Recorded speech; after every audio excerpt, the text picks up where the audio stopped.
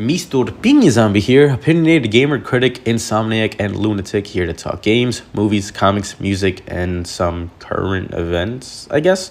Just a safe space and safe place to talk anything and everything. And play the intro or whatever. Put me in a blender till I render you unconscious. Little letter, no sender, cause you know I'm so obnoxious. Listen to this podcast if you're bored of you like nonsense. Music, news, movies, mini games, and even comics. Welcome to the Piña Zombie Podcast. Woo! Hey there, lunatics, insomniacs, gamers, and all. Welcome back. This is episode 3 titled State of Play, Love and Hate. This might be a two-parter depending on how long it goes. We will have a special guest appearance or two, so stay tuned. What we're going to be talking about today is we'll be going through the PlayStation's State of Play showcase. I might spend very brief amounts of time talking about certain games, especially if they aren't exclusives or ones that I just don't find to be too interesting. So if I skim or gloss over some games you think look great, feel free to berate me, engage me in debate, and or otherwise hate me. I still love you for listening. So let's jump right on in. This is Herman Hulst, the head of PlayStation Studios. Hi everyone. The first game we have in store for you is Helldivers 2. Imagine a world where Mandalorians from Star Wars meet Starship Troopers with mechs and friends. Thank you, Mr. Hulst. Yeah, Helldivers 2 looks pretty sweet. It looks like a fun little game to play with your buddies and wreck stuff. I don't imagine playing it long term, but it seems like it's going to be a fun little time killer. A game like this is the reason why PS Plus was invented.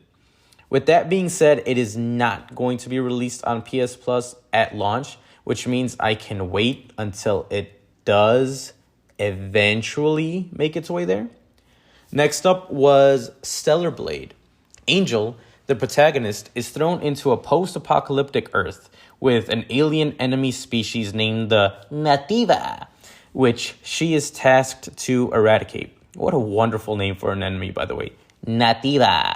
Say it with me. Nativa.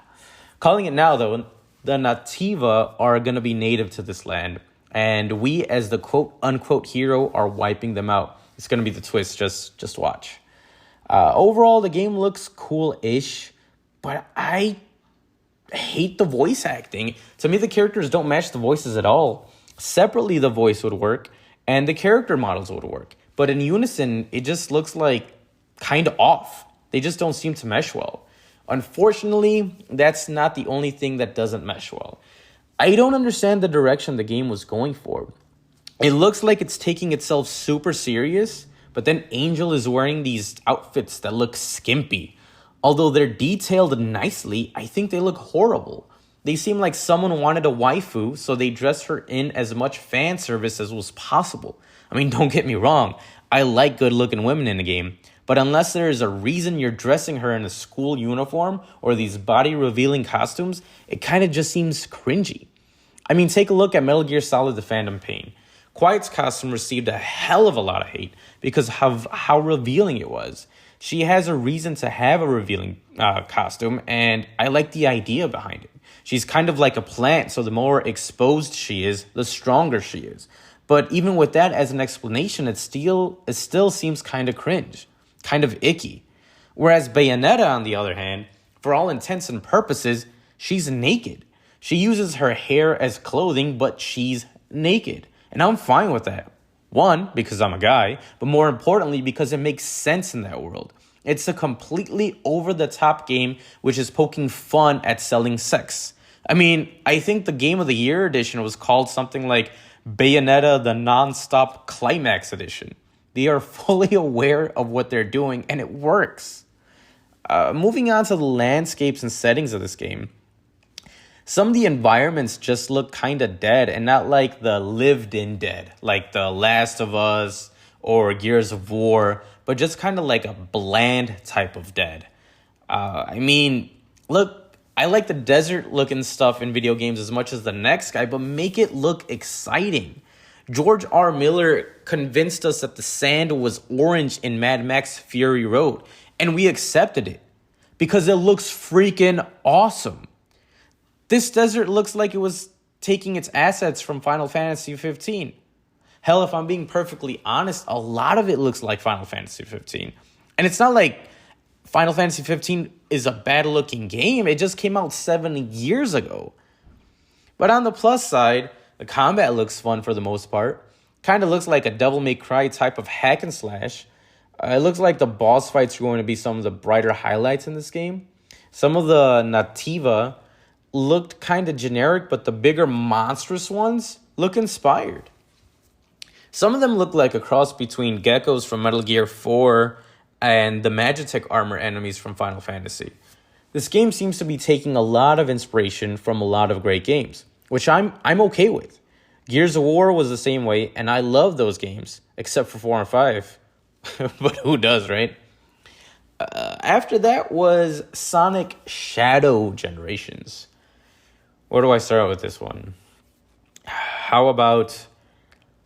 I don't really know what this is. Sonic Generations came out in 2011, and this looks like it's a remaster with the addition of Shadow the Hedgehog? I mean, I don't get it.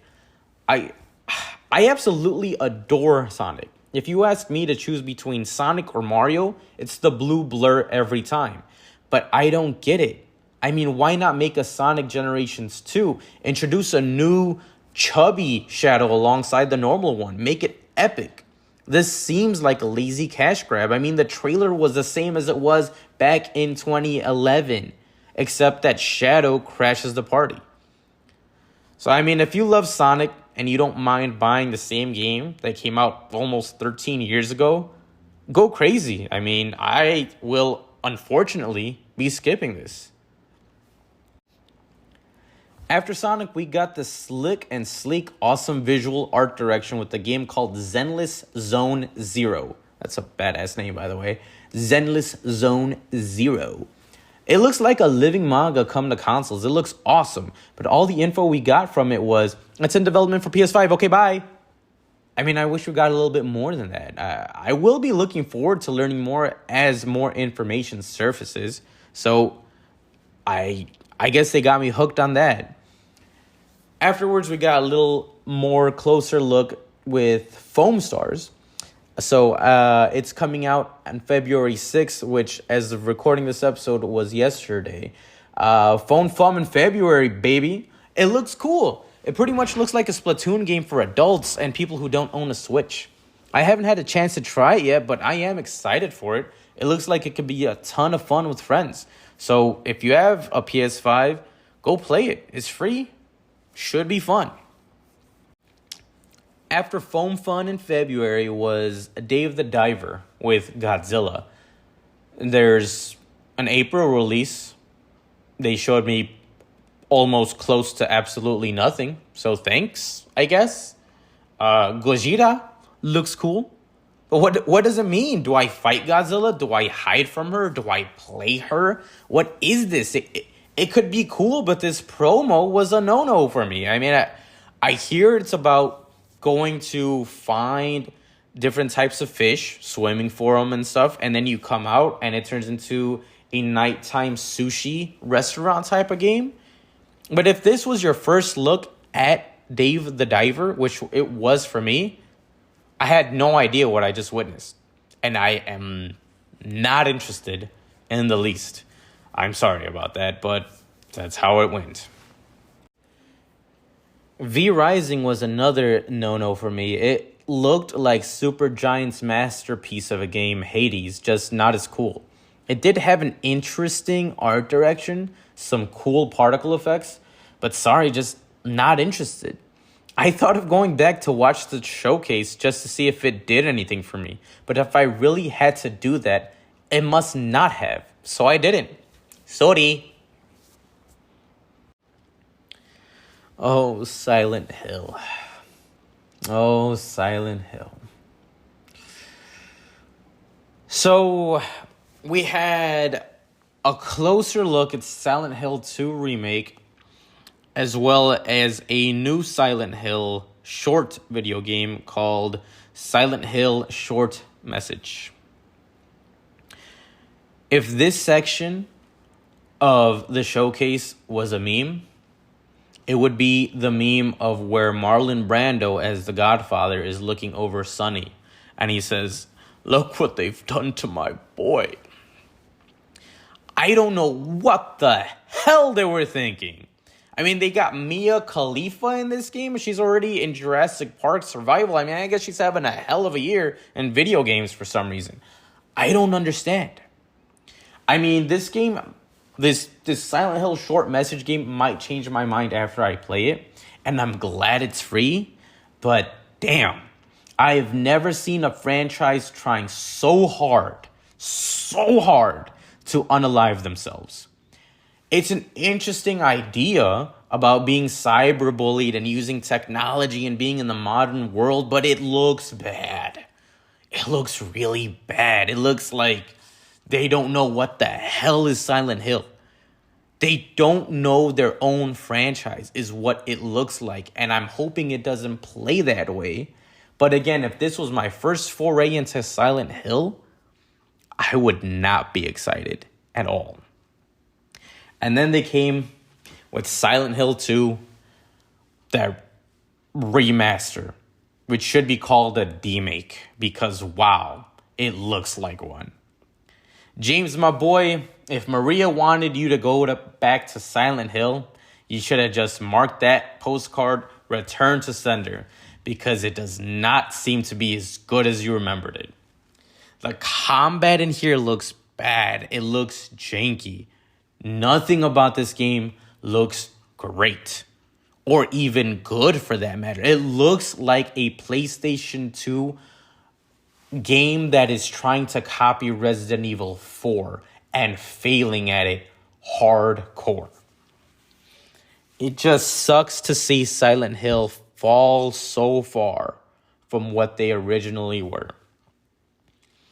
I don't know what they were thinking. I hope they start thinking. I hope someone somewhere does something to save Silent Hill because they are drowning.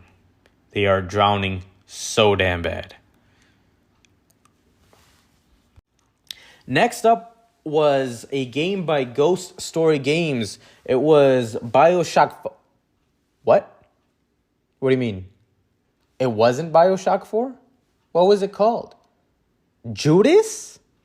Oh, I'm sorry. Yeah, the next game up was Ghost Story Games called Judas, where you get abilities that you put in your hand, on your left hand, and then you get a gun on your right hand, and then you shoot monsters and other enemies.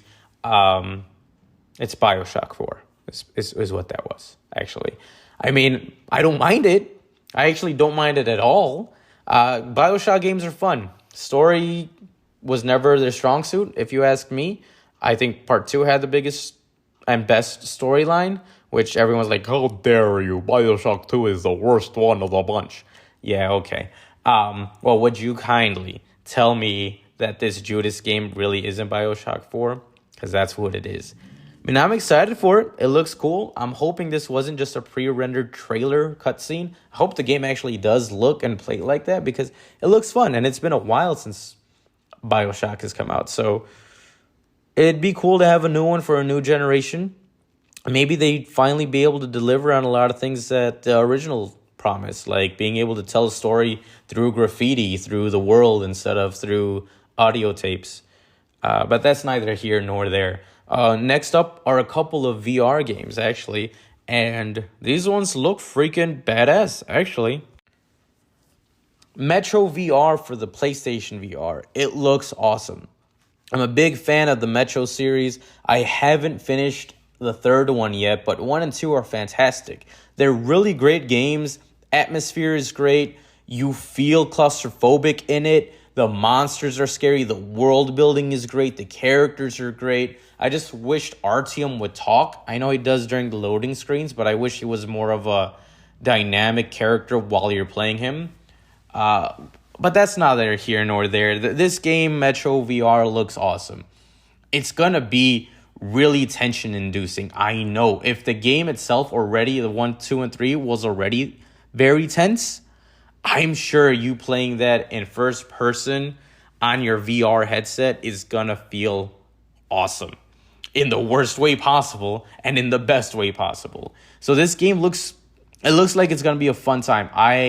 If I had a VR headset, I'd be super freaking stoked about this game. And it's not like there's a lot of them out there, so I would pick this up. Let me know how it goes. I mean, I think it's going to be great. I think it's going to be appreciated, and I think it's going to be hailed as a really, really great game. And I can't wait for people to get their hands on it. On the other end of that was another VR game called Legendary Tales. And it looks cool. It looks like we're finally kind of getting there with VR types of games. You know, other ones looked very, very bad. The graphics were very, very old looking. They seemed very janky.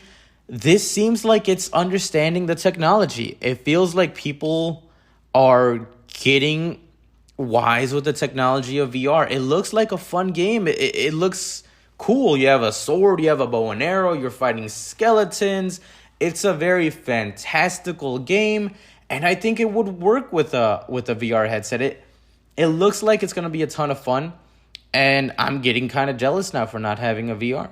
I really would like to play these games. I think they look really good. I think they look really, really good.